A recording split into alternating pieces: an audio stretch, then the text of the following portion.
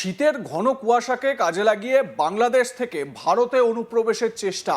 একবার ভাবুন কি ভয়ঙ্কর পরিস্থিতি। বর্ডারে অনুপ্রবেশের বারবারন্ত কিন্তু থামছে না। তো এই অনুপ্রবেশ করেছিল দুই যুবক। উদ্দেশ্য ছিল গরু পাচার। গরু পাচারের উদ্দেশ্যেই তারা পদ্মা নদী পার করে ভারত বাংলাদেশ সীমান্ত অতিক্রম করে ভারতের সীমান্তবর্তী এলাকা রঘুনাথগঞ্জ ২ নম্বর ব্লকের রায়চক বোলতলা এলাকায় জমায়েত হয় বলে পুলিশের প্রাথমিক অনুমান। গোপন সূত্রে খবর পেয়ে জঙ্গিপুর ফাঁড়ির পুলিশ ওই এলাকায় তল্লাশি অভিযান চালায়। অভিযান চলাকালীন সন্দেহজনকভাবে ঘোরাঘুরি করতে দেখা গেলে পুলিশ দুই যুবককে আটক করে। পরে জিজ্ঞাসাবাদে তারা নিজেদের বাংলাদেশি নাগরিক বলে স্বীকার করে। এরপরই দুজনকে গ্রেপ্তার করা হয়। ধৃতদের নাম নূর মমিন ২৭ বছর বয়স এবং মোহাম্মদ খায়রুল ৩০ বছর বয়স। তাদের বাড়ি বাংলাদেশের চাঁপাই নবাবগঞ্জ জেলার চাঁপাই থানায়। পুলিশ সূত্রে জানা গিয়েছে ধৃতরা কি উদ্দেশ্যে ভারতে প্রবেশ করেছিল এবং এর সঙ্গে কোনো বড় পাচার চক্র যুক্ত রয়েছে কিনা তা খতিয়ে দেখা হচ্ছে।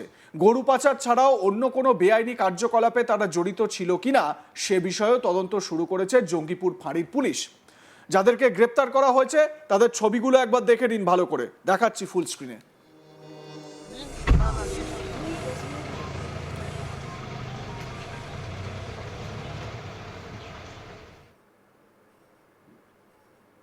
কি নাম তোমাদের? মমিন। মমিন কি? এরকমই এক ধৃত বাংলাদেশি নাগরিক নূর মমিন, সে কি বলছে শুনুন একবার। কি নাম তোমাদের? মমিন। মমিন কি? নূর মমিন। কোথায় বাড়ি? বাংলাদেশ। কি করতে এসেছিল এখানে? দেবীপুর বাড়ি। হ্যাঁ? কি করতেছিল হ্যাঁ? গরু আনতে এসেছি। গরু আনতেছিল কোথায়? এর আগে এসছো? জি না, এটাই প্রথম। কি নাম তোমাদের? মমিন। মমিন কি? নূর মমিন। কোথায় বাড়ি? বাংলাদেশ। কি করতে এসেছিল এখানে? প্রতিনিয়ত বাংলাদেশি নাগরিকদের অবৈধ অনুপ্রবেশ ও গ্রেপ্তারের ঘটনায় উদ্বেগ বাড়ছে সীমান্তবর্তী এলাকায়। বিশেষ করে শীতের সময় কুয়াশার সুযোগ নিয়ে সীমান্ত পারাপারের ঘটনা বেড়ে যাওয়ায় নিরাপত্তা ব্যবস্থা আরও জোরদার করার দাবি উঠছে স্থানীয়দের মধ্যে। পুলিশ জানিয়েছে ধৃতদের বিরুদ্ধে আইনানুগ ব্যবস্থা গ্রহণ করা হয়েছে এবং তদন্ত শেষ হলে পুরো ঘটনার পর্দা ফাঁস হবে। আমার সহকর্মী সব্যসাচী ব্যানার্জি এ বিষয়ে তার প্রতিবেদনে কি জানাচ্ছেন আসুন শুনে নেওয়া যাক। বাংলাদেশে যে অস্বস্তিকর পরিবেশ সৃষ্টি হয়ে আছে তার মাঝেও কিন্তু থেমে নেই চোরা পাচারকারীরা প্রত্যেকটা মুহূর্তই এই কনকনে শীতে কনকনে ঠান্ডাতেও কিন্তু কুয়াশাকে হাতিয়ার করেই তারা পদ্মা সাঁতরে পার হয়ে চলে আসছে ভারত ভূখণ্ডে। ভারত বাংলাদেশ সীমান্তবর্তী যে এলাকা সেই এলাকায় কিন্তু গরু পাচার সহ একাধিক পাচার কাজ চালানোর জন্যই কিন্তু বাংলাদেশিরা এসে উপস্থিত হচ্ছে। বিএসএফ এর চোখ এড়াতে পারলেও এরা কিন্তু পুলিশের চোখ এড়াতে পারছে না। এমনই একটি ঘটনা জঙ্গিপুরেও ঘটে গিয়েছে। জঙ্গিপুরে রায়চক বোলতলা এলাকা থেকেই জঙ্গিপুর ফাঁড়ির পুলিশ দুই যুবককে গ্রেপ্তার করে। একজনের নাম হচ্ছে নূর মমিন, অপরজনের নাম হচ্ছে মোহাম্মদ খায়রুল।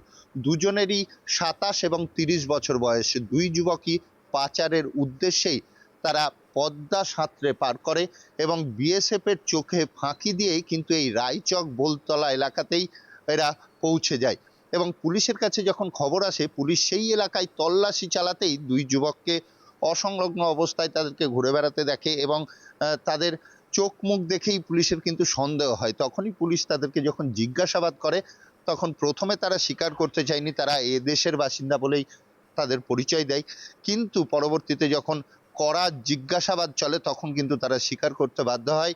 তারা দুজনেই আমাদের একদম সীমান্তের ওপারে যে জেলা চাঁপাই নবাবগঞ্জ সেই চাঁপাই নবাবগঞ্জেরই বাসিন্দা, চাঁপাই থানার অন্তর্গত চাঁপাই নবাবগঞ্জেরই বাসিন্দা এমনটাই জানা যাচ্ছে।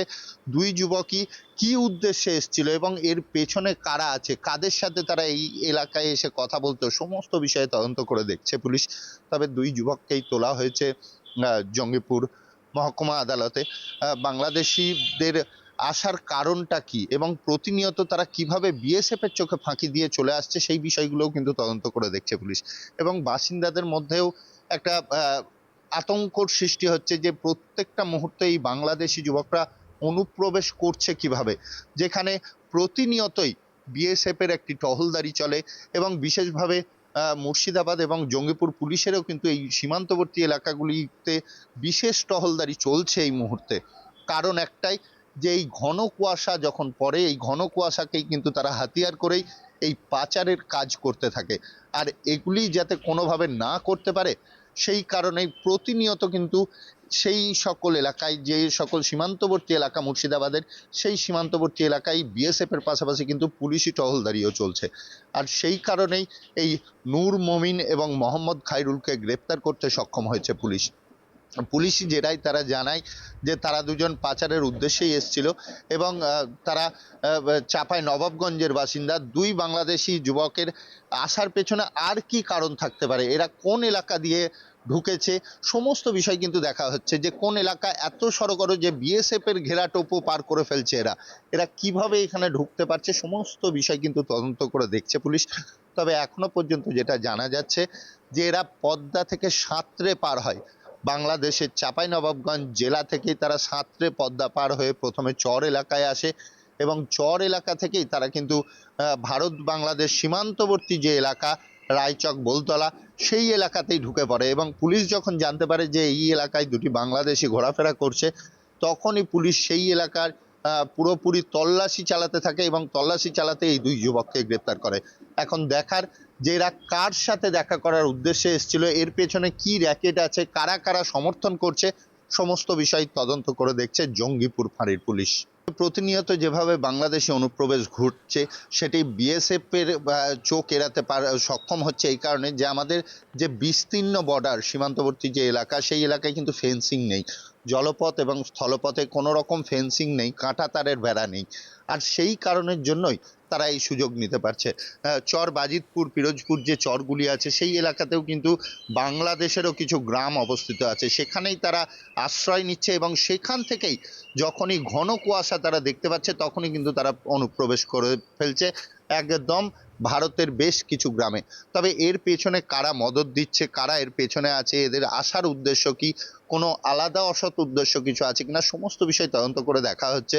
এখনো পর্যন্ত যেটুকুটা জানা যাচ্ছে যে দুই যুবকের বয়স 27 থেকে 30 বছরের মধ্যে, অল্প বয়সী যুবক, এবং তারা কিন্তু জেরার মুখে এই কথাও জানিয়েছে যে বাংলাদেশের কর্মসংস্থান নেই, কাজের ব্যবস্থা নেই, সেই কারণের জন্যই তারা এই চোরা পাচারের পথ বেছে নিচ্ছে এবং ভারত থেকে যেটাই পাচ্ছে সেটাই তারা নিয়ে যাওয়ার চেষ্টা করছে।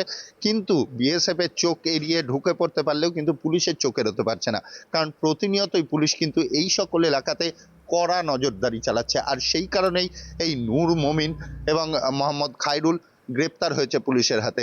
এখন দেখার যে এর পেছনে ভারতের কোন কোন দালালরা আছে সেই বিষয়গুলোও কিন্তু তদন্ত করে দেখছে পুলিশ। তবে এটুকুটা জানা যাচ্ছে যে সামনের দিন এদের যারা মদত করছে তাদেরকেও কিন্তু রেহাই দেবে না পুলিশ। আপনাদের মতামত জানাতে ভুলবেন না। দেখতে থাকুন আজ তাক বাংলা। সাবস্ক্রাইব করুন আমাদের ইউটিউব চ্যানেলটি, বেল আইকন প্রেস করুন নোটিফিকেশন পেতে।